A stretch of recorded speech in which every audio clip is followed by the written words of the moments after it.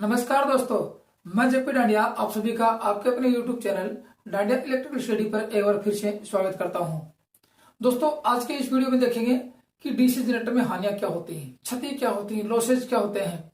दोस्तों, टॉपिक बड़ा इंपॉर्टेंट है, गौर से देखना और लास्ट एंड तक जरूर देखना, क्योंकि ये जो टॉपिक आज पढ़ने जा रहे हैं ये डीसी जनरेटर के लिए नहीं है, लगभग सभी मशीनों के लिए है। ट्रांसफार्मर भी आएगा, एसी मशीनें आएंगी, डीसी मोटर आएगी, एसी मोटर आएंगी, जो भी मशीनें होंगी अपने पास, उन सभी मशीनों में हानियां होती हैं।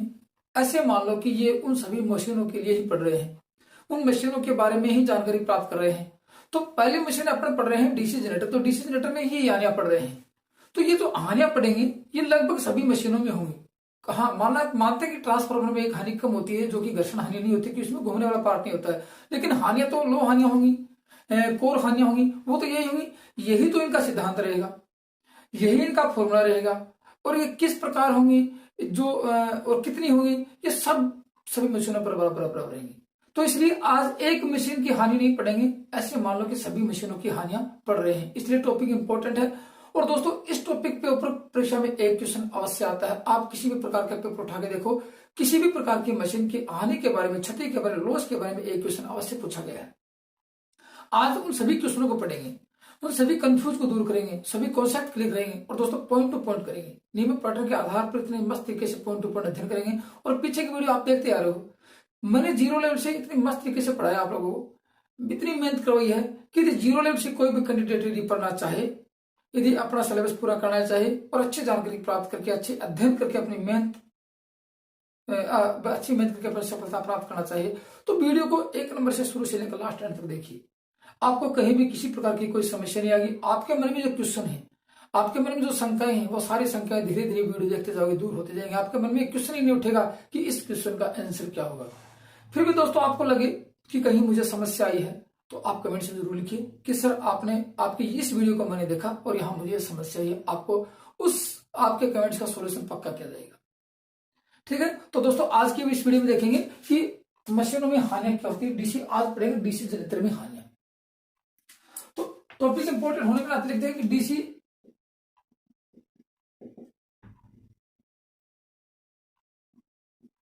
जनरेटर में हानियां, लॉस, इसको क्षति भी बोलते हैं।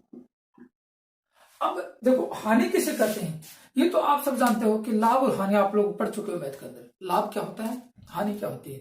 अब हानि होती है कि लागत ज्यादा हो और आमदनी कम हो, तो हानि हो जाती है। कि लगाएंगे ज्यादा और उसको कमाएंगे कम, तो ये तो अपने दैनिक जीवन की हानियां होती हैं। लेकिन मशीनों की हानियों की बात की जाए तो मशीन को देंगे कुछ ज्यादा और आउटपुट लेंगे कुछ कम। अब मशीन को क्या तो देंगे और क्या लेंगे, ये मशीन की कैटेगरी देखी जाएगी। मोटर की बात करते हैं, देखना, मोटर की बात करते हैं तो विद्युत ऊर्जा देते हैं, जनरेटर की बात करते हैं तो यांत्रिक ऊर्जा देते हैं, ठीक है ना। ऊर्जा तो देंगे उसको, तो इसलिए उस मोटर की कंडीशन देखी जाएगी, क्या देंगे क्या लेंगे। लेकिन देंगे उसे इनपुट कहेंगे कि आपने इसको इनपुट दिया है, और लेंगे उसको आउटपुट कहेंगे। वो मशीन की कंडीशन के अनुसार आपको बताते रहेंगे कि आपने क्या तो दिया और क्या लिया। इसलिए डीसी जनरेटर को प्रदान की गई ऊर्जा से उसे प्राप्त होने वाली ऊर्जा हमेशा कम होती है। डीसी जनरेटर को जो ऊर्जा देंगे उस ऊर्जा से जो प्राप्त होती है वो हमेशा कम होती है। ये इसमें नहीं, चाहे किसी भी मशीन में हो, किसी भी मशीन की दक्षता 100% नहीं हो सकती। क्यों? क्योंकि इसमें हानियां अवश्य मिलेंगी। यदि हानियां नहीं होंगी तो आइडियल माना जाएगा। आइडियल एक काल्पनिक होता है, हकीकत होता नहीं है। ट्रांसफार्मर की बात करेंगे, दक्षता सबसे उच्च होती है, क्यों? फिर भी उसमें हानियां होती है। इसलिए ऐसी कोई मशीन नहीं है जिसमें हानि नहीं होगी, ऐसी कोई मशीन नहीं है जिसकी 100% दक्षता होगी, ठीक है। तो इसलिए डीसी जनरेटर को प्रदान की गई ऊर्जा से प्राप्त होने वाली ऊर्जा हमेशा कम होती है, और इस विद्युत शक्ति की जो कमी होगी, विद्युत ऊर्जा की जो कमी होगी, वो हानि के रूप में मानी जाएगी। इसलिए कहते हैं इनपुट में से आउटपुट को घटा दिया जाए तो आपको हानि प्राप्त हो जाती है, ठीक है। तो इस विद्युत जो शक्ति अपने को मिलती है उसमें कमी होगी, क्योंकि इनपुट में यांत्रिक शक्ति देंगे, विद्युत शक्ति की कमी आएगी, वो कमी आएगी, वही हानि मानी जाएगी। इसलिए सभी प्रकार की मशीनों में इनपुट हमेशा आउटपुट से अधिक होती है, चाहे वो किसी भी प्रकार की होती है। मशीन से कहते हैं ट्रांसफार्मर की दक्षता सबसे उच्च होती है, हानियां सबसे कम होती है। क्यों होती है? क्योंकि वहां घूमने वाला भाग नहीं होता है। लेकिन आज पढ़ रहे हैं अपन डीसी जनरेटर, यहां घूमने वाला भाग है मोटो में होगा, एक वही मशीन होगी जिसमें घूमने वाला भाग नहीं होगा, इसलिए सबसे अधिक दक्षता उसकी उच्च होती है। तो आप समझ गए होंगे कि इनपुट और आउटपुट में जो अंतर होगा वह हानि कहलाएगी। और मशीन की कंडीशन के अनुसार आपको बताऊंगा कि कहाँ इनपुट कौन सी ऊर्जा होगी और कहाँ आउटपुट में कौन सी ऊर्जा होगी। तो आज किसकी बात कर रहे हैं? आज डीसी जनरेटर की बात करते हैं। आज समझ गए होंगे कि यहाँ क्या देंगे, यांत्रिक ऊर्जा देंगे। ठीक है, तो अब देखो हानि की परिभाषा क्या लिखें, ये लिखेंगे कि मैंने आपको कुछ जो टिप्स बताई उसमें लिखोगे कि इनपुट व आउटपुट के अंतर को हानि कहते हैं। ये तो मशीन की हानियां हैं। अब इनपुट में क्या दिया वो बाद की बात है, इसलिए यदि आउटपुट इनपुट का अंतर है तो कम कौन सी होगी? आउटपुट कम होगी। तो इनपुट हमेशा अधिक होती है आउटपुट से, याद रखना, इनपुट हमेशा अधिक होती है आउटपुट से। क्यों? क्योंकि हानियां होती है। तो हानियां क्या लिख सकते हैं? हानियों के लिख सकते हैं लॉस, लॉस है क्षति, क्षति लिख सकते हैं, हाँ लॉस लिख सकते हैं। लॉस क्या होगा? इनपुट में से आउटपुट को घटा देंगे, और यही मैंने आपको बताया था, इनपुट व आउटपुट के अंतर को हानि कहते हैं। ये होगी बात। अब इनपुट में क्या दिया? ठीक है, इनपुट में दिया आप लोगों ने यांत्रिक ऊर्जा, और आउटपुट में क्या बोली? विद्युत ऊर्जा।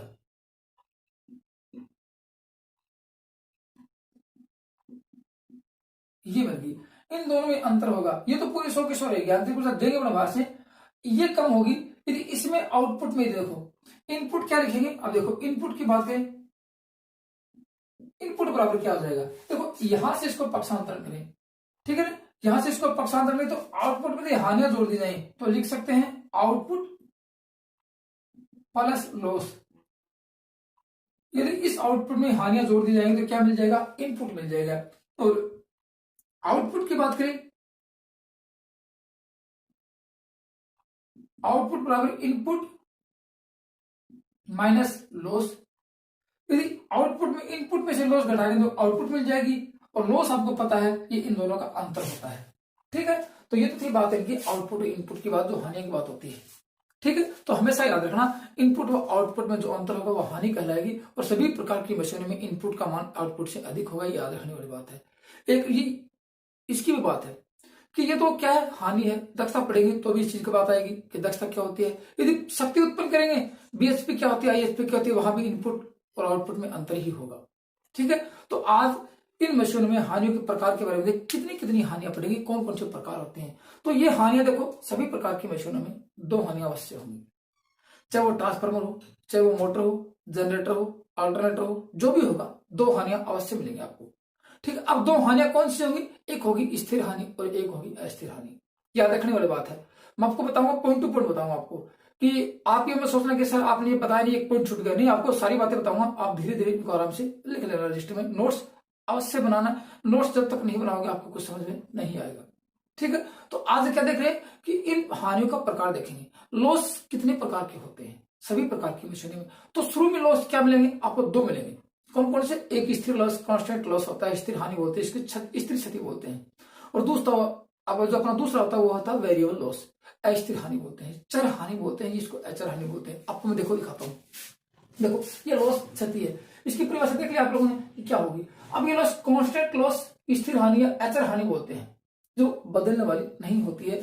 मशीन में शुरू से लोड डालते हैं, नो लोड से लेकर फुल लोड तक ये हानि कभी बदलने वाली नहीं होती है। जब एक बार मशीन को स्टार्ट कर देते हैं, चालू कर देते हैं, तब ये हानि उत्पन्न हो जाती है, उसके बाद में ये कभी नहीं बदलती है।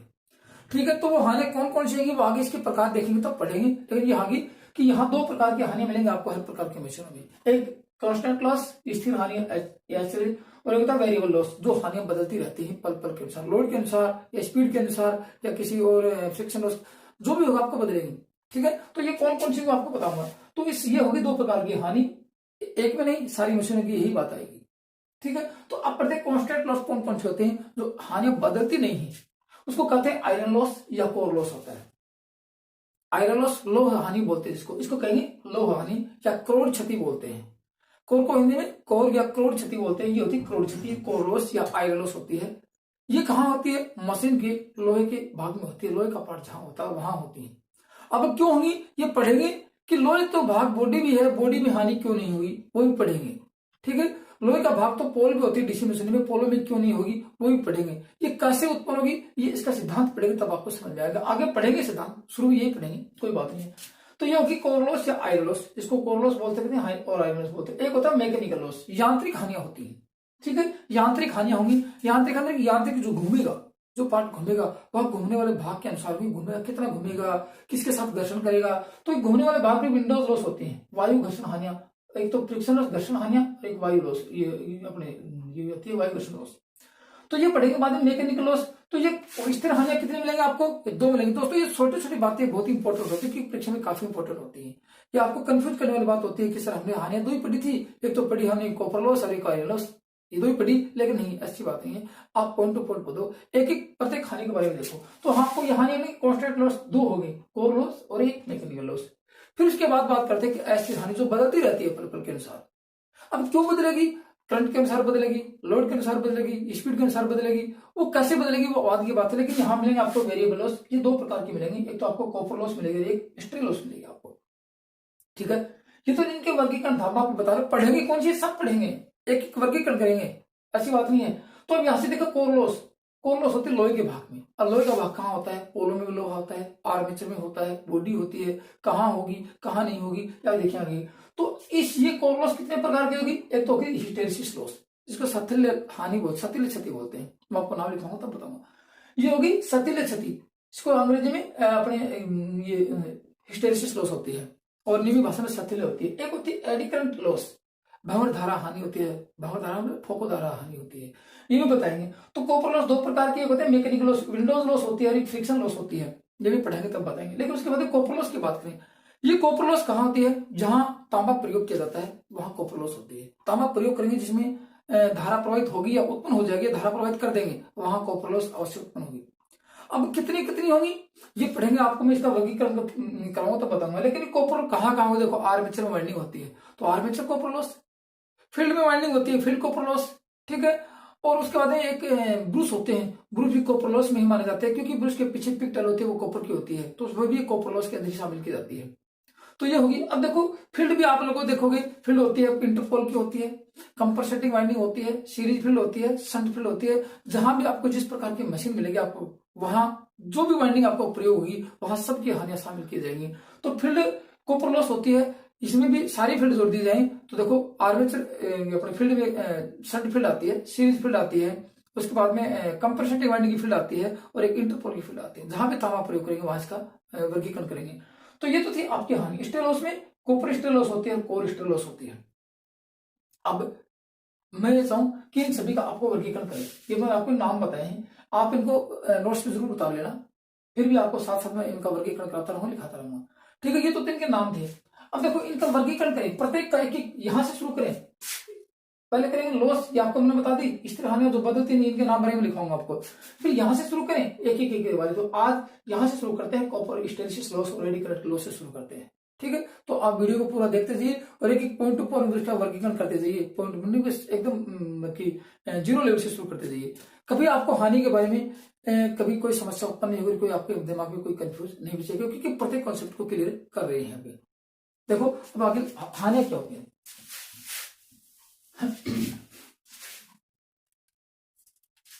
देखो सबसे पहले बढ़ेंगे हानियों में कॉन्स्टेंट लॉस पड़ेगी।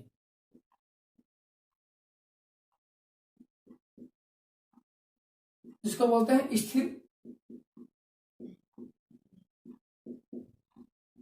क्षति।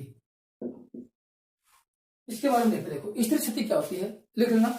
ये हानियां मशीन में नो लोड से 0 लोड तक, नो लोड से फुल लोड तक स्थिर होते हैं, कभी बदलती नहीं है।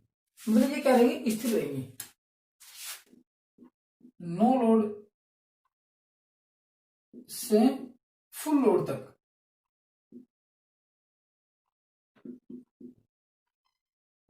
स्थिर रहती हैं, बदलती नहीं है। अब उसके बाद बात करते, देखो ये कितने प्रकार की होती है। देखो कॉन्स्टेंट लॉस 2 प्रकार की होती है, एक होता है कोर लॉस और एक होता है मैकेनिकल लॉस। ठीक है, तो अब सबसे पहले किसको पढ़ेंगे, कोर लॉस को। ठीक है ना, अब आज इसका वर्गीकरण करेंगे, कोर लॉस का वर्गीकरण करेंगे। और कोर को हिंदी में करोड़ बोलते हैं, करोड़ क्षति। करोड़ क्षति पड़ेंगे। अब कोर किसकी होती है, देखो देखो कोर होती है लोहे की, तो उसको आयरन लॉस भी बोल सकते हैं, क्योंकि कोर किसकी होती है, लोहे की होती है, इसको आयरन लॉस बोल सकते हैं, आयरन लॉस, जिसको लोह क्षति बोलते हैं। ठीक है।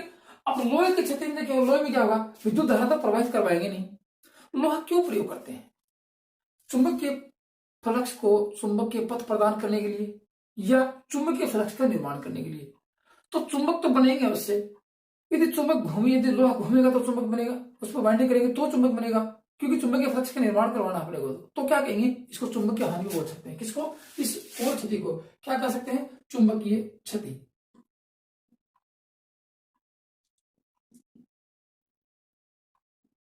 ये आज एक नहीं, तीन तीन नाम है, चाहे इसको आप कोर लॉस बोल दो, चाहे इसको आप आयरन लॉस बोल दो, और चाहे इसको आप चुंबकीय हानि, आपको चुंबकीय क्षति कर सकते हैं।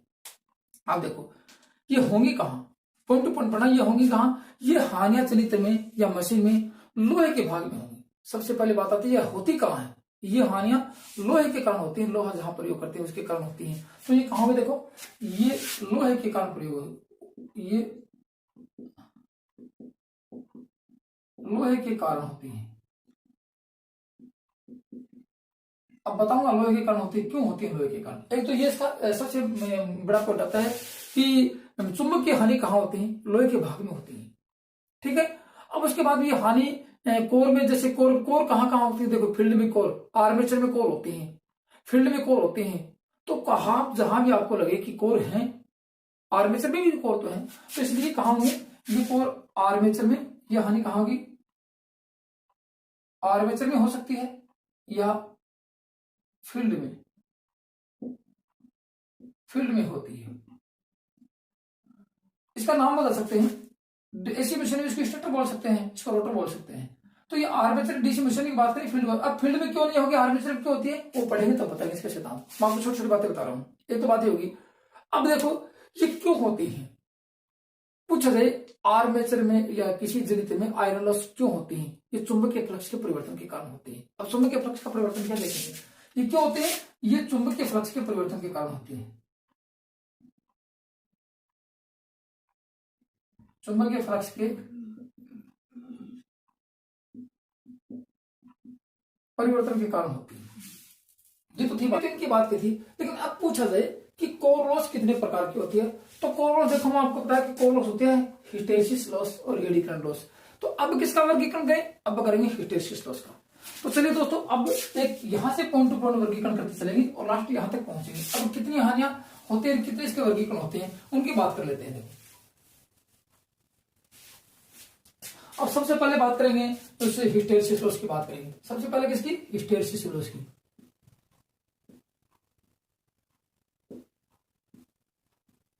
इसको बोलते हैं साथिल्य क्षति,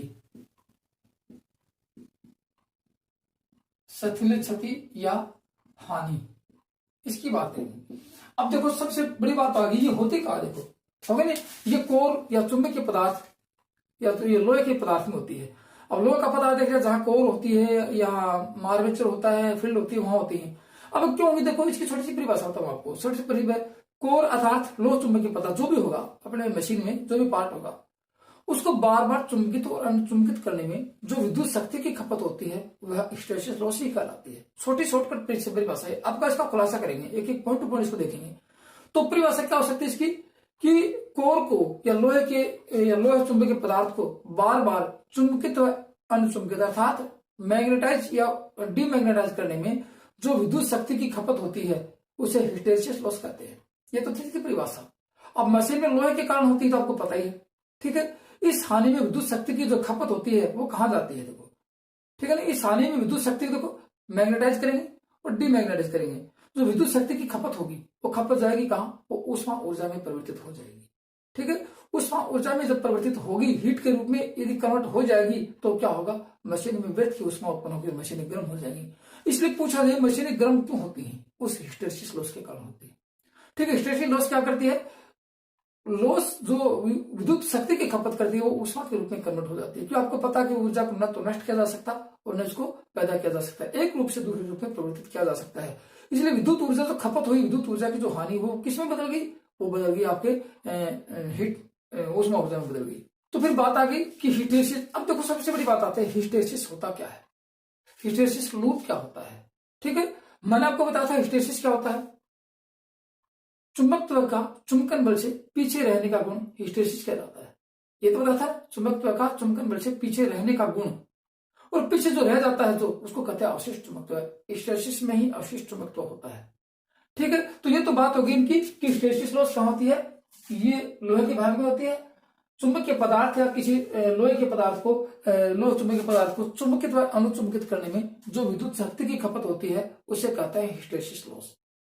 हिस्टैरिसीस लॉस में विद्युत ऊर्जा की जो खपत होती है वो ऊष्मा ऊर्जा के रूप में परिवर्तित हो जाती है और मशीनें गर्म हो जाती है, इसलिए मशीनों में व्यर्थ की ऊष्मा उत्पन्न होती है। ठीक है, अब देखो मैं आपको सर्किट बना के दिखाता हूँ कैसे उत्पन्न होती है। आप पॉइंट टू पॉइंट देखना है एक चीज को, आपको बहुत अच्छे से समझाऊंगा आपको कि कभी आप जिंदगी में भूल नहीं पाओगे कि सर हिस्टैरिसीस लॉस नहीं समझ में आया आज तक, काफी बार देख लिया। अब होता क्या है आपको समझाता हूँ। देखो आपको यदि आप लोग इससे और भी अच्छी जानकारी प्राप्त करते हो तो मेरे चुंबकत्व की वीडियो में हिस्टैरिसीस का एक हिस्टैरिसीस लूप का एक मैंने डायग्राम बनाकर अच्छी तरह समझाया है, काफी देर तक लंबे तक समझाया इसको।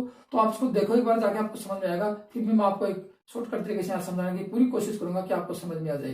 ठीक है ना, ये बना दिया सर्किट डायग्राम और यहाँ लगा दी डीसी प्लस माइनस, और ये विद्युत धारा प्रवाहित। आपको डायग्राम दिख रहा, छोटा जरूर है लेकिन दिख रहा आपको। ये धारा की डायरेक्शन दिखा दी मैंने, डीसी दे रखी है, धारा की डायरेक्शन दिखाई और ये आ गई, ये कोर है। अब देखो आप आर्मेचर कोर लेंगे या फिर फील्ड की कोर लेंगे, आर्मेचर कोर लेंगे उस पर कुछ वाइंडिंग होती है, आर्मेचर कोर ले उसके ऊपर वाइंडिंग होती है। ये मैंने उस दिन भी बताया था जब मैंने आर्मेचर पढ़ाया था कि आर्मेचर के कोर किसकी बनी होती है, क्यों बनी होती है, किस कारण से होती है, मैंने कितने डिटेल से समझाया था अच्छी तरह से। तो आप इससे और अच्छी जानकारी प्राप्त करना चाहो तो मेरे आप आर्मेचर की वीडियो को देखो या चुंबकत्व में हिस्टैरिसीस के लूप को देखो, आपको पॉइंट टू पॉइंट अच्छी तरह समझ में आएगा कि आप भविष्य में ये सोच नहीं पाओगे कि हिस्टैरिसीस क्या होता है। ठीक है, लेकिन आज हिस्टैरिसीस लूप के बारे में बात करते हैं। देखो यहां से मैंने विद्युत धारा प्रवाहित करवाई। ठीक है, जब पहले विद्युत धारा प्रवाहित करवाई तो गौर से देखना, विद्युत धारा प्रवाहित करवाते लोहे का टुकड़ा चुंबक बनेगा। गौर से देखना, ये एनएस बनेगा, मान लीजिए एनएस बना।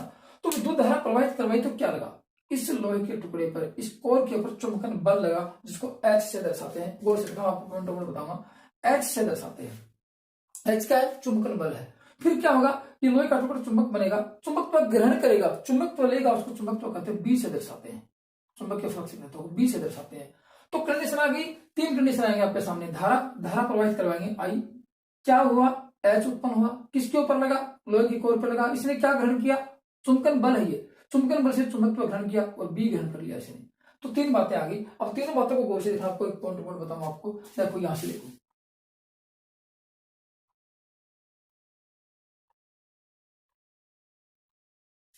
ये देखना, यहां मान लीजिए कि मैं एच दिखा देता हूं, यहां माइनस एच, ये प्लस एच, और ये बी प्लस में और ये बी माइनस में। आप लोगों ने यहां से स्विच को ऑन किया, देखो ये ऑन किया, विद्युत धारा का मान बढ़ाया, ये रियोस्टेट लगा रखा मैंने आपको। यहां से देखो विद्युत धारा के मान को बढ़ाया, जो विद्युत धारा चलेगी, देखो से देखना, जो विद्युत धारा यहां से चलती है, ठीक है ना, विद्युत धारा चलेगी, इसमें एच लगेगा, एच का मतलब चुंबकन बल का मान होगा, क्योंकि विद्युत धारा बढ़ेगी, कॉइल में चुंबकीय फ्लक्स स्थापित होगा, वो किसके ऊपर प्रभाव डालेगा, वो इसके ऊपर प्रभाव डालेगा, उसी को कहते हैं चुंबकन बल। क्योंकि कॉइल में चुंबकीय फ्लक्स उत्पन्न होगा, चुंबकीय फ्लक्स किसके ऊपर प्रभाव डालेगा, इस कोर के ऊपर डालेगा, कोर क्या होगी, चुंबक बननी शुरू हो जाएगी, इसको इलेक्ट्रोमैग्नेट बोलते हैं। तो वो जिसने उसके ऊपर प्रभाव डाला उस चुंबकीय क्षेत्र में, उसको कहते हैं एच। तो यहां से आप लोगों ने धारा का मान बढ़ाया, धारा का मान बढ़ा, देखो आई का मान बढ़ा तो क्या बढ़ा, एच का मान बढ़ा, क्योंकि चुंबकन बल बढ़ेगा, एच का मान बढ़ेगा तो लोहे का टुकड़ा क्या ग्रहण कर लेगा, बी का मान। बी क्या है, चुंबकीय फ्लक्स घनत्व, फ्लक्स डेंसिटी है। तो यहां से इसने लोहे के टुकड़े इसको ग्रहण करना शुरू किया। देखो यहां से आपने धारा बढ़ाई, एच बढ़ा, ये एच बढ़ गया ऐसे, देखो धारा बढ़ाई, पहले 2 एम्पियर से 5 एम्पियर, एच का मान बढ़ा, ये फ्लक्स बढ़ना शुरू हो गया, एच बढ़ी, 1 एम्पियर बढ़ी, देखो ये एच का मान बढ़ा, फिर ये बढ़ा, फिर एच बढ़ा, ये बढ़ा, एच बढ़ा, ये बढ़ा। तो इस लोहे के टुकड़े ने चुंबकत्व ग्रहण करना शुरू कर दिया। तो फिर क्या आ गया, इसके समानुपाती आ गए कि ये देखो ये क्या होगा, ये मैं कर्व खींच रहा हूं, देखो तो क्या हुआ, लोहे का टुकड़ा चुंबक बन गया। अब एक कंडीशन ऐसी आएगी कि लोहे का टुकड़ा चुंबकत्व ग्रहण करना शुरू कर देगा। इसको कहते हैं कि लोहे के टुकड़े ने, इस कोर ने क्या हुआ, संतृप्त अवस्था प्राप्त कर ली। अब मान लीजिए कि संतृप्त अवस्था प्राप्त कर ली, इसके बाद भी आप धारा के मान को बढ़ा रहे हो तो क्या होगा, ये चुंबकत्व ग्रहण नहीं करेगा, एच तो जरूर बढ़ेगा, क्योंकि धारा आई एच समानुपाती होता है आई के, और एच बराबर होता है एन आई एल। ठीक है ना। ये टर्नों की संख्या और ये धारा इसके समानुपाती होते हैं। टर्नों की संख्या जितनी अधिक रहेगी उसके एच का मान अधिक रहेगा। ये इसकी लंबाई है, कॉइल की लंबाई, ये टर्नों की संख्या, ये धारा है NIL। तो ये होगा कि धारा बढ़ी, एच बढ़ना शुरू हो गया, तो एच बढ़ा, फिर उसके बाद में धारा का मान को बढ़ाया, लेकिन एच तो बढ़ा है लेकिन ये नहीं बढ़ा, जिसका मतलब ये ऐसे झुक जाएगा। ये क्या होगा, ये संतृप्त अवस्था आ गई, इसकी इस कोर की संतृप्त अवस्था आ गई। अब उसके बाद में आपने एच के मान को डाउन किया, क्योंकि धारा का मान 0 करना शुरू कर दिया आप लोगों ने, तो क्या होना चाहिए, उस लोहे के टुकड़े से एच का मान डाउन होगा, तो उसने लोहे के टुकड़े जो चुंबक तो ग्रहण किया उसको छोड़ना चाहिए, उसको छोड़ देना चाहिए। लेकिन ऐसा नहीं होता है चुंबक के टुकड़े में, लोहे के टुकड़े में ऐसा नहीं होता है। वो चुंबक तो ग्रहण कर लेता है लेकिन पूरा वापस नहीं छोड़ता है। तो क्या हुआ, आपने धारा के मान को डाउन किया तो एच तो वापस आ गया, जैसे अपने स्थान पर वापस आना शुरू हो गया ऐसे ये। लेकिन जो पीछे डी बचा था, ये चुंबक तत्व बचा, ये वापस आ गया, ये छूट गया यहाँ पे। अब आप लोगों ने धारा के मान को 0 कर दिया, स्विच ऑफ कर दिया, लेकिन धारा 0 हुई, एच का मान 0 हो गया, लेकिन इसमें चुंबकत्व बिल्कुल बच गया, उसको कहते हैं अवशिष्ट चुंबकत्व। ये अवशिष्ट चुंबकत्व ग्रहण कर लिया, ये 0 से O, A और ये B, OB क्या बच गया, ये अवशिष्ट चुंबकत्व बच गया, ये बच गया। फिर आप लोगों ने क्या किया, विपरीत दिशा में, यहां से धारा के मान को बदल दिया आप लोगों ने, प्लस इधर लगाया और माइनस इधर लगाया और बदल दिया, विपरीत दिशा में धारा को शुरू किया। तो सबसे पहले यहाँ N था, क्योंकि अवशिष्ट चुंबकत्व क्या होगा, शेष रहा चुंबकत्व होता है, N था। अब विपरीत दिशा में धारा लगाई तो धारा का मान उल्टा हुआ, तो ये क्या होगा, N यहाँ बढ़ने की कोशिश करेगा, लेकिन यहाँ क्या पहले से S है, साउथ पोल है, तो पहले N पोल साउथ पोल को खत्म करेगा, तो ये आगे H यहाँ पे लगाया आप लोगों ने। तो धारा के मान को बढ़ाया, लेकिन लोहे का टुकड़ा चुंबक नहीं हुआ। समझने वाली बात ही आती है, आपने धारा के मान को बढ़ाया लेकिन लोहे का टुकड़ा चुंबक नहीं हुआ, क्योंकि पहले चुंबक जो था उसको खत्म करेगा। तो उसको कहते हैं, इसने जितनी देर तक इसको खत्म किया, किसको, इस एन पोल को खत्म किया, यह ऐसे बढ़ने की कोशिश करेगा, ये दोनों पोल आपस में पहले खत्म होंगे, लोहे की कोर बचेगी, उसके बाद विपरीत दिशा में इसमें क्या होगा, चुंबकत्व विस्थापित होगा। तो जितनी देर तक इसने इसको खत्म किया, विद्युत शक्ति की खपत तो होगी, ये होती है विद्युत शक्ति की खपत। इसको चार्ज किया, इसको चुंबकित किया, तो विद्युत शक्ति की खपत हुई, और इसको अनचुंबकित किया तो विद्युत शक्ति की खपत हुई। तो ये हो गया निग्रहबल, O से C तक निग्रहबल हो गया, ये हो गया निग्रहबल O से C तक। आपको स्थिर क्षति का मान बता रहा हूं कैसे होती है, देखो। अब उसके बाद में देखो, आप लोगों ने यहां भी आप लोगों ने विद्युत धारा के मान को बढ़ाना शुरू कर दिया, तो विपरीत दिशा में क्या हो गया, लोहे का टुकड़ा चुंबक बनना शुरू हो गया। ऐसे आपने एच को बढ़ाया, ऐसे बढ़ाया, एच को विपरीत दिशा में बढ़ा रहे हो आप लोग, क्योंकि धारा की दिशा बदल दी आप लोगों ने, पहले से कर दी, और ये भी बढ़ रहा है, बी भी बढ़ रहा है।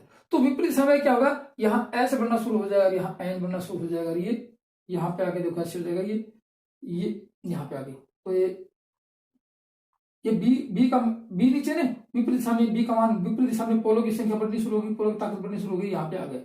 अब क्या हुआ, इस कंडीशन में भी आगे क्या होगा कि आप एच के मान को जरूर बढ़ाओगे, धारा के मान को जरूर बढ़ाओगे, लेकिन ये संतृप्त हो जाएगा। तो ये क्या हो गया, संतृप्त हो गया, ये संतृप्त हुआ, और ये आगे संतृप्त। देखो ये कंडीशन क्या है कि आप एच के मान को बढ़ा रहे हो, लेकिन बी नहीं बढ़ रहा है, नीचे बी नहीं बढ़े तो यहाँ झुक जाएगा आगे, तो क्या होगा, ये संतृप्त अवस्था आ गई, ये भी इसकी संतृप्त अवस्था आ गई है। अब लोहे का टुकड़ा संतृप्त हो चुका है, अब ये चुंबकित और होने वाला नहीं है। अब क्या हुआ, आपने वापस इस धारा के मान को 0 करना शुरू कर दिया, मतलब कि आई का मान कम किया, एच का मान अवश्य कम होगा, एच कम होगा तो बी कम होना चाहिए, लेकिन इसमें नहीं कम हुआ, इसमें फिर भी वो चुंबकत्व शेष रहना शुरू हो चुके हैं। और ये फिर आपने एच के मान को, ये एच नहीं है, एच के मान को 0 कर दिया आप लोगों ने, ये देखो 0 कर दिया, लेकिन यहां से O से D और D से E, ये क्या बच गया, OE क्या बच गया, फिर वो अवशिष्ट चुंबकत्व बच गया, अवशिष्ट चुंबकत्व बच गया। फिर आपने देखो इस धारा को हटाया और इस दिशा में वापस शुरू किया, तो यह क्या पहले बन गया, ऐसे बन गया, अब क्या बनेगा, ये एन बनने की कोशिश करेगा, वापस एन पोल बनेगा, यहां से ध्रुवता बदलेगी, तो फ्लक्स बदला नहीं बदला, ध्रुवता बदलेगी नहीं बदली, क्यों बदली, धारा में परिवर्तन कर रहे हैं, धारा में परिवर्तन होगा, चुंबकीय फ्लक्स में परिवर्तन होगा, चुंबकीय फ्लक्स में परिवर्तन होगा, तो विद्युत ऊर्जा की हानि अवश्य होगी। ये होगी बात। यहां से आपने इसको बदला तो फिर क्या होगा, वापस दिशा में लगाएंगे, तो पहले क्या अवशिष्ट चुंबकत्व खत्म होगा, यहां से ये, तो अवशिष्ट चुंबकत्व जो खत्म हुआ, अब अवशिष्ट चुंबकत्व मान लीजिए कि ये खत्म हो गया और यहीं आपने छोड़ दिया, तो लोहे के टुकड़े में कोई चुंबकत्व नहीं है, लेकिन इस अवशिष्ट चुंबकत्व को खत्म करने विद्युत शक्ति की खपत हुई है।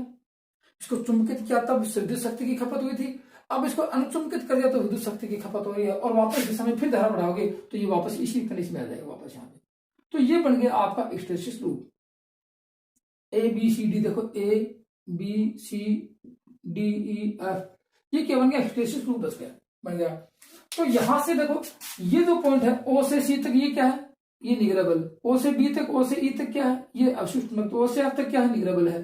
तो बल लगा, निग्रेबल कैसे करते हैं, अवशिष्ट चुंबकत्व को समाप्त करने में जिस बल का प्रयोग करते हैं उसको निग्रेबल करते हैं। लेकिन कंडीशन ये नहीं आती है, मैं आपको मुद्दा था वापस वही लेके चलता हूं, यदि यहां डीसी नहीं लगाई, क्योंकि डीसी में धारा बदलनी पड़ती है अपने को, डीसी में धारा चेंज करनी पड़ती है अपने को, डीसी में धारा चेंज करनी पड़ेगी। लेकिन एसी यहां सपोज करो कि यहां एसी लगा दी जाए, अब आपका परिवर्तन होगा, देखो यहां एसी लगा दी जाए,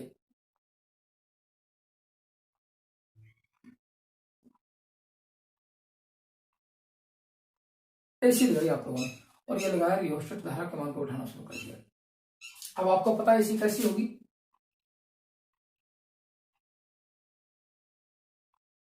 पॉइंट टू पॉइंट लिखना आपको बताऊंगा एसी कैसी होगी। देखो अब एसी में क्या होगा, पॉजिटिव और नेगेटिव ये परिवर्तन होता है, ये पॉजिटिव दिशा, ये नेगेटिव दिशा, ठीक है।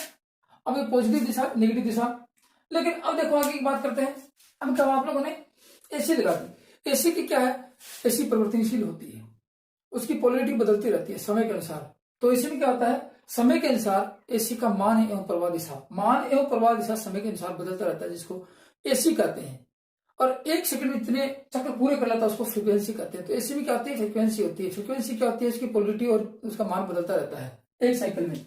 अब देखो ये साइकिल पॉजिटिव दिशा में है, यहां से देखो ये 0 डिग्री, ये 90 डिग्री, 90 डिग्री तक चलेगी, तो यहां से इसका अधिकतम मान होगा, फिर 90 के बाद 91 डिग्री, तो 92 डिग्री, फिर आएगा ऐसे बढ़ते बढ़ते, तो उसका मान डाउन होता चला जाएगा। तो मान भी बदला और 180 डिग्री के बाद उसका दिशा भी बदल गई। मान लीजिए कि यहाँ कंडीशन पहले वाली लेते हैं, यहां से शुरू करते हैं, यहाँ एसी लगाई आप लोगों ने, तो धारा की दिशा ये है, गौर से देखना, धारा की दिशा ये है यहां से, और अब धारा की दिशा ये है, तो यहाँ क्या होगा, मान लीजिए कि एन बना और ये एस पोल बन गया, क्योंकि चुंबक तो बनेगी। अब जस्ट 90 डिग्री के बाद, यहां 90 डिग्री तक यहां धारा पहुंची, देखो एसी पहुंची, यहां 90 डिग्री आ गई, तब तक ये एन बन गया और ये एस बन गया, और संतृप्त अवस्था प्राप्त कर लेते हैं। मान लीजिए कि कंडीशन ये आ गई, यहां से इसको बनाएंगे और ये एच और ये बी और ये बन गई, यहां से ये कंडीशन आ गई, इसने संतृप्त अवस्था प्राप्त कर ली इसने, ठीक है। अब वापस मान डाउन होगा, ठीक है, वापस मान धीरे धीरे डाउन होगा, तो क्या होगा, ये एच तो वापस आ जाएगा, लेकिन बी वापस यहाँ पे आके अटक गया। तो मान लीजिए कि 0 हुआ, 180 डिग्री बाद क्या हुआ, 0 हो गया, तो यहाँ इसमें अवशिष्ट चुंबकत्व बच गया। अब 180 डिग्री के बाद देखो और से देखना क्या हुआ, 180 डिग्री के बाद विपरीत दिशा में इस धारा का मान बढ़ा, तो धारा का मान बढ़ेगा विपरीत दिशा में, देखिए विपरीत दिशा में धारा बढ़ेगी, देखो आई बढ़ेगी तो एच बढ़ेगा, और एच बढ़ेगा तो क्या होगा आपको पता है, बी बढ़ेगा, बी बढ़ा विपरीत दिशा में, ये एच और ये बी, विपरीत दिशा में एच का मान लगा, माइनस दिशा में लगा, मैंने यहां भी तो विपरीत की थी पहले डीसी गए तब, माइनस हुआ, तो क्या हुआ, यहां से पहले जिसमें अवशिष्ट चुंबकत्व था वो पहले खत्म हुआ, ये मान लीजिए अवशिष्ट चुंबकत्व खत्म हुआ, तो अवशिष्ट चुंबकत्व जो खत्म हुआ वो इस एसी से तो हुआ, अलग से कोई एसी प्रयोग थोड़ी की, तो क्या वो जो विद्युत शक्ति की खपत होगी क्या अपने काम आई, नहीं आई। क्या इस लोहे के टुकड़े को सबसे पहले चुंबकित किया, चुंबक नहीं होगा तो मशीन नहीं चलेगी, मशीन नहीं चले तो काम कैसे है, क्योंकि चुंबक के ऊपर ही मशीन होती है, चुंबकत्व के ऊपर मशीन होती है। तो पहले तो उसको चुंबकित किया, तब विद्युत शक्ति की खपत हुई, फिर उसके बाद में इसकी धारा की पोलैरिटी बदली, तो इसमें पोलैरिटी बदली तो इसके पोल बदल गए, तब विद्युत शक्ति की खपत हुई। तो शक्ति की खपत तो हो ही रही है, अपने कोई काम नहीं आ रही है। अब वो जो शक्ति की खपत हुई इसमें एन बना, फिर 180 डिग्री के बाद क्या होगा, धारा की दिशा बदल जाएगी, धारा अब इधर से प्रवाहित होगी, ये एस बनने की कोशिश करेगा, ये एन बनने की कोशिश करेगा, अवशिष्ट चुंबकत्व तो खत्म होगा। लेकिन कहां तक, 180 डिग्री से 270 डिग्री तक क्या होगा, ये एस बन जाएगा, ये एस बन जाएगा, ये एन बन जाएगा, और अवशिष्ट चुंबकत्व समाप्त हो जाएगा, ये संतृप्त अवस्था प्राप्त कर लेंगे, फिर वो अपनी कंडीशन में आगे यहाँ पे संतृप्त अवस्था प्राप्त कर लेंगे। लेकिन 270 डिग्री के बाद क्या होगा, फिर वापस अपने मान, इस बेस का मान डाउन होता जाएगा, ऐसे धीरे धीरे कम होता जाएगा, फिर वापस अपने स्थान पर जाता जाएगा, फिर इसमें अवशिष्ट चुंबकत्व बच जाएगा, ये बच गया अवशिष्ट चुंबकत्व। 370 डिग्री 360 डिग्री पे आगे अवशिष्ट चुंबकत्व बच गया, फिर ये अपनी पॉजिटिव दिशा बदलेगा, यहाँ कंडीशन आएगी, फिर यहां से लेके 360 से माने 61 62 दो भी डिग्री आएंगी, 1 2 3 डिग्री आएंगी, तब तक इसका मान 0 नहीं होगा, अवशिष्ट चुंबकत्व ये मान 0 होगा, तब तक इसमें बल लगता रहेगा, विद्युत शक्ति की खपत होती रहेगी, और फिर वो मान 0 हो जाएगा, फिर वापस दिशा में अपनी पोजीशन प्राप्त करेगा। तो ये सर्किल चलता है, एक चक्कर में 2 बार की कंडीशन आ गई, ठीक है, 2 बार चुंबकित हुआ और 2 बार अनुचुंबकित हुआ और 2 बार अवशिष्ट चुंबकत्व स्थापित हुआ और 2 बार इसको निग्रह बल लगाना पड़ा। तो ये कंडीशन कब होगी? एसी में चक्कर चलता रहेगा, परिवर्तन होता रहेगा। तो क्या कर सकते हैं इसमें, इसके दौरान, किसके दौरान? जब इसमें एसी प्रवाहित की जाए तो एसी परिवर्तनशील होती है, एसी में फ्रिक्वेंसी होती है, एसी में फ्रिक्वेंसी के कारण पोलरिटी बदलती रहती है और हाफ साइकिल के बाद इसकी पोलरिटी बदलेगी, अवशिष्ट चुंबकत्व समाप्त होगा और दूसरी दिशा में लगेगा। फिर वो एक कंडीशन आती रहेगी, मैग्नेटाइज होगी, डीमैग्नेटाइज होगी, 90 डिग्री के बाद उसका मान घटेगा तो उसका मान पोलरिटी बदलती रहेगी। तो कंडीशन आएगी 180 डिग्री के बाद वो पूरी कंडीशन बदल जाएगी। ठीक है, तो क्या कह सकते हैं कि इस एसी के द्वारा इस लोहे की कोर को चुंबकित व अनुचुंबकित करने में विद्युत शक्ति की जो खपत हुई उसको कहते हैं हिस्टैरिसीस लॉस। और ये शक्ति की खपत जो होती है ये ऊष्मा में बदल जाती है और मशीन में व्यर्थ की ऊष्मा पैदा हो जाती है। इस दौरान इस प्रकार धारा में परिवर्तन के कारण, किस प्रकार? इस प्रकार धारा में परिवर्तन के कारण कोर के चुंबकित, इसकी परिभाषा फिर बताता हूं, इस प्रकार धारा में परिवर्तन के कारण कोर के चुंबकित व अनुचुंबकित होने में विद्युत शक्ति की जो खपत होती है उसे हिस्टैरिसीस लॉस कहते हैं। विद्युत शक्ति की जो खपत होती है वो ऊष्मा ऊर्जा के रूप में परिवर्तित हो जाती है और जिसके कारण मशीनों में व्यर्थ की ऊष्मा उत्पन्न हो जाती है। ठीक है ना, ये हानि क्यों हुई? चुंबकत्व का परिवर्तन हुआ, क्योंकि धारा बदलेगी, धारा परिवर्तन होगी तो चुंबकत्व बदलेगा, चुंबकत्व का परिवर्तन होगा, चुंबकत्व परिवर्तनशील होगा, इसका चुंबकीय फ्लक्स। तो क्या सकते हैं चुंबकत्व के उत्क्रमणीय चुंबक, ये काफी बार परीक्षा में गया, उत्क्रमणीय चुंबकत्व से क्या होता है? उत्क्रमणीय चुंबकत्व से, उत्क्रमणीय चुंबकत्व से, ठीक है ना, उत्क्रमणीय चुंबकत्व से हिस्टैरिसीस हानि उत्पन्न होती है, हिस्टैरिसीस हानि उत्पन्न होती है। और अब बताओ क्या डीसी में हिस्टैरिसीस हानि होती है? नहीं होती है। क्या डीसी सप्लाई देने से हिस्टैरिसीस हानि का मान निकाल सकते हैं? नहीं निकाल सकते। तो कहां होती है? जहां एसी होगी वहां हिस्टैरिसीस हानि होगी, एसी नहीं होगी वहां हिस्टैरिसीस हानि नहीं होगी। एसी नहीं देंगे लेकिन उत्पन्न हो जाती है जहां भी आपको लगे कि यहाँ एसी उत्पन्न हुई है, धारा का परिवर्तन हुआ है, चुंबकीय फ्लक्स का परिवर्तन हुआ है, वहां हिस्टैरिसीस हानि अवश्य होगी। तो यह हानि मशीन को चलाते एक बार बन जाती है, उसके बाद में परिवर्तन नहीं होती, क्योंकि इसका संतृप्त अवस्था प्राप्त करना और चुंबित अनुचुंबित होना एक बार बन जाता है। तो मशीन को जब चालू करते थे एक बार चालू करते ही उत्पन्न हो जाती है, उसके बाद में लोड कितना डालो, लोड कितना मत डालो, क्योंकि कोर तो संतृप्त अवस्था प्राप्त कर चुकी है, उसके बाद में यह हानि नहीं बदलेगी। अब दोस्तों उस हिस्टैरिसीस हानि के बारे में कुछ पॉइंट टू पॉइंट कुछ और मुख्य बातें कर लेते हैं, जिससे कि परीक्षा में जो प्रश्न आते हैं, जो आ चुके हैं, वो किस प्रकार से प्रश्न आते हैं उनके बारे में बात कर लेते हैं। तो देखो हिस्टैरिसीस हानि किस पे डिपेंड करती है? अब उस निर्भरता की बात करते हैं। देखो फ्लक्स परिवर्तन होगा, हिस्टैरिसीस हानि होगी, फ्रीक्वेंसी होगी। देखो पहले एसी डीसी में फ्लक्स परिवर्तन नहीं होता है, डीसी में फ्रीक्वेंसी नहीं होती है, डीसी में पोलरिटी नहीं बदलती है, वहां हानि नहीं होती है, लिखना। उसके बाद आता है कि एसी में क्या होगा? एसी परिवर्तनशील होगी, एसी में फ्रीक्वेंसी होगी, एसी में पोलरिटी बदलेगी। तो इसमें क्या होगा? एसी में फ्रीक्वेंसी होने के कारण पोलरिटी बदल जाती है, तो पोलरिटी बदलेगी, चुंबक के फ्लक्स का परिवर्तन होगा और वहां हिस्टैरिसीस हानि अवश्य होगी। लेकिन बात आती है यहां से निग्रह बल कितना लगा? देखो यहां से निग्रह बल लगा, यहां मैं गौर से बताऊं आपको, यदि ये यहां से इसके पीछे अवशिष्ट चुंबक तो रह जाता है, यहां से यहां रह जाता है, और अब इसको यहां इतना चुंबकीय अवशिष्ट चुंबक तो इतना बचा है, इसको समाप्त करने में इतने ही चुंबकन बल की आवश्यकता होगी। तो जितना अवशिष्ट चुंबक तो बचेगा उसको उतने ही निग्रह बल की आवश्यकता होगी। तो अब देखो ये कंडीशन यहां पे ऐसी बता सकती है, ये तो ये लूप कितना हो गया, मैं आपको लूप दिखाता हूं, लूप कैसे हो, ये लूप ऐसे हो गया अभी,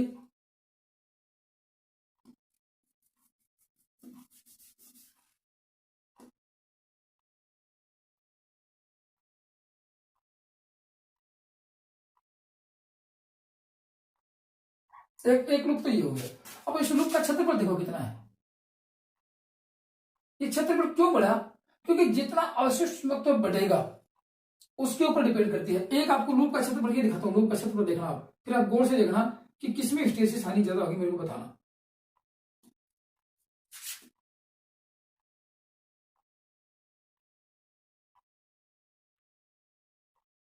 एक इसका क्षेत्रफल देखो,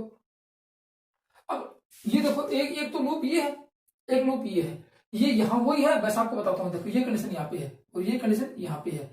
तो इस प्रकार का लूप कहां होगा? देखो सॉफ्ट आयरन होगी, नरम लोहे की कोर होगी, वहां लूप ये होगा। हार्ड यदि स्टील होगी उसका लूप ये होगा, जिसमें अवशिष्ट चुंबकत्व का मान ज्यादा होगा।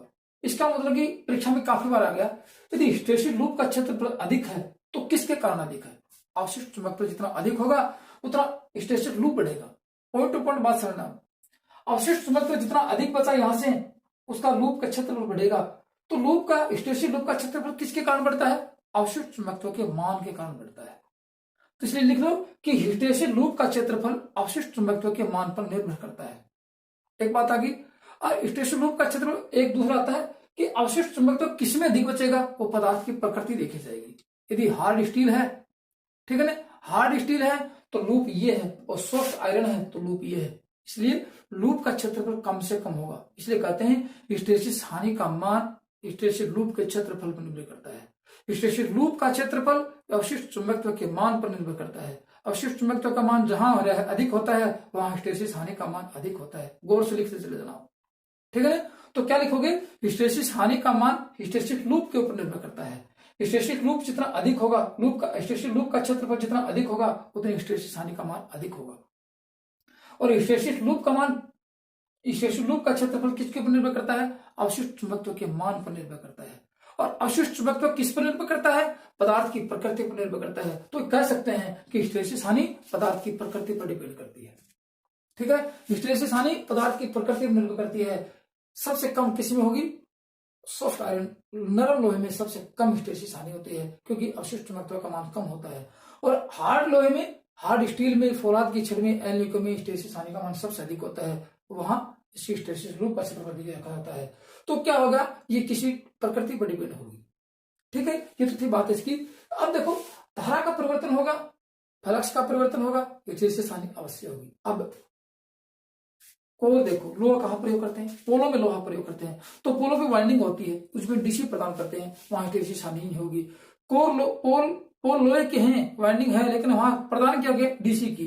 अब आर्मेचर की बात करें, आर्मेचर लोहे का है, वाइंडिंग कर रखी है, चुंबकीय फ्लक्स में घूमता है, फैराडे का नियम सिद्ध होता है, और आर्मेचर में कौन सी विद्युत उत्पन्न होती है? एसी। इसलिए डीसी जनरेटर में आर्मेचर में ही ये हानि उत्पन्न होती है। कौन सी? हिस्टैरिसीस हानि उत्पन्न होती है, ठीक है। तो हिस्टैरिसीस हानि को क्या लिखेंगे? वाट में मापा जाता है।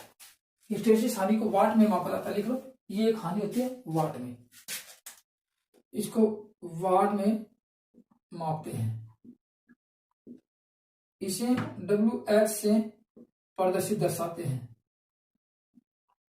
डिपेंड किसके ऊपर करेगी? फ्रीक्वेंसी होगी।